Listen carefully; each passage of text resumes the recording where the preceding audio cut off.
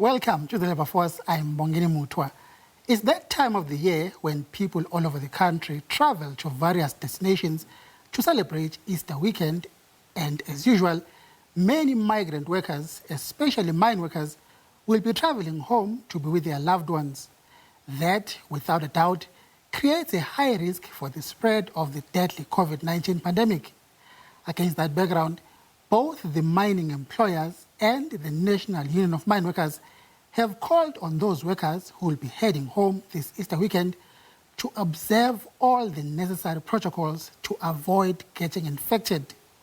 Moreover, the National Union of Mineworkers is now demanding a special COVID-19 leave for affected mine workers.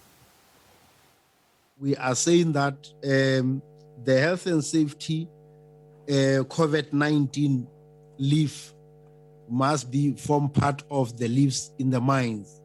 When there is a COVID-19 related issue, employees must not take their normal sick leave. They must take the COVID-19 leave. That must be a special leave for COVID-19. We respect this COVID-19. We want it to have its own special leave to show that we respect it, and we are just respecting it. We are afraid of it, and that is the reason. Well, for more, I'm joined by the head of health and safety at the Minerals Council, Dr. Thuthula Balfour.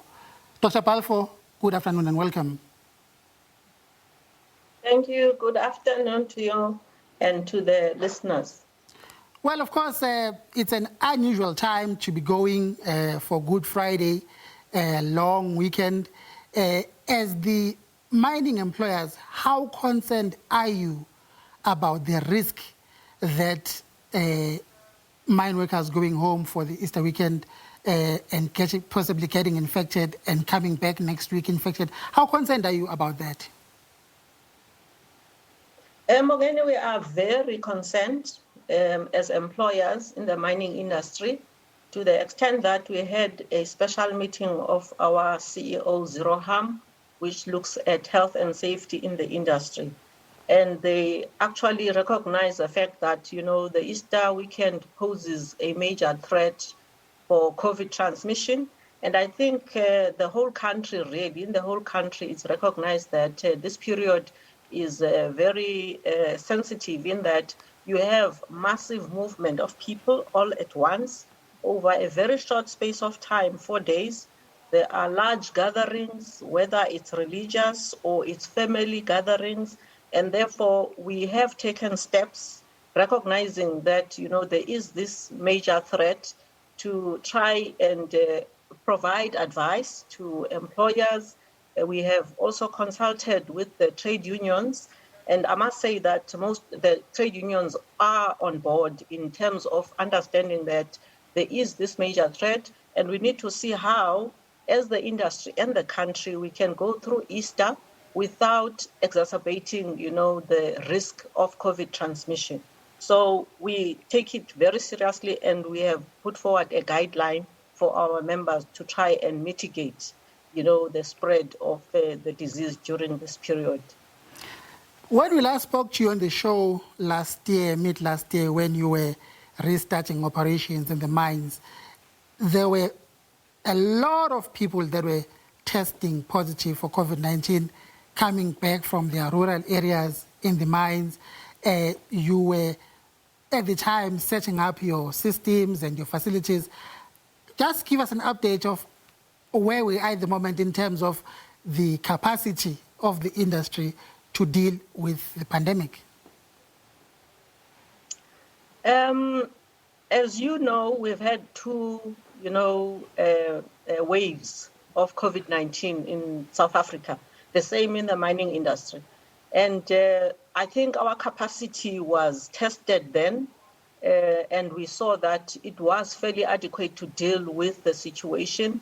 As you say, there was a lot of testing and people were testing positive. For instance, this year, with the second wave, we actually had far more people who tested positive as they were coming back from home.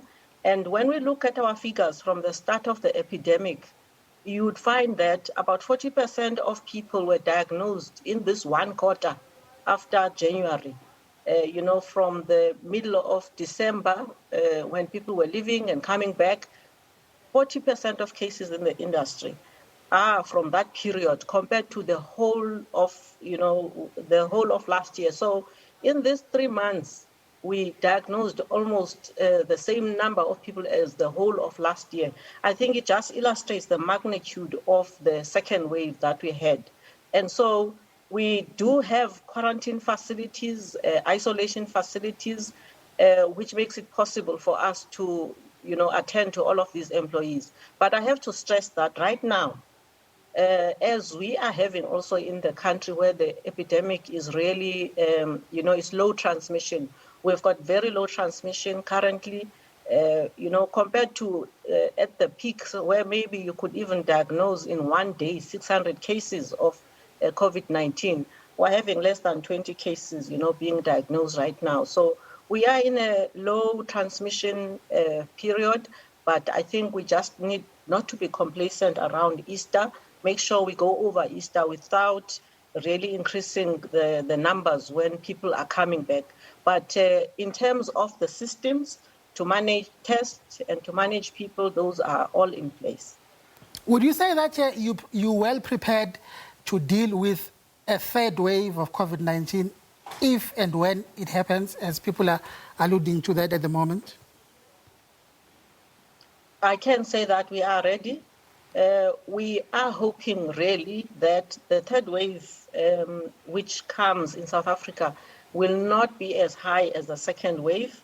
And there's many factors, of course, that will determine that, including the current vaccination effort, which we hope as government has, committed by around the 18th of May, the employees will start being vaccinated. We hope that by that time there'll be enough stock so that there is a serious dent in terms of the number of people that are vaccinated, so that even if, maybe winter does pose an increase in the numbers, but because people are vaccinated and also because some of the people had some immunity will have immunity from the last epidemic, we hope that really the third wave should not be as high.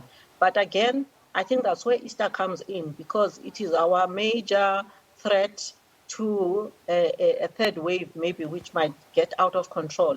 If we can really keep things under control during Easter, for instance, we have advised that as far as possible, people do not travel. They use other times, to travel rather than everyone is moving at the same time in the whole country. We sort of stagger our travel, and others travel later in the month. And again, we avoid those large gatherings and outdoor. Well, Mr. Balfour, I'm sorry to come in there. Unfortunately, we ran out of time, but we appreciate your time. It was a pleasure having you on the show.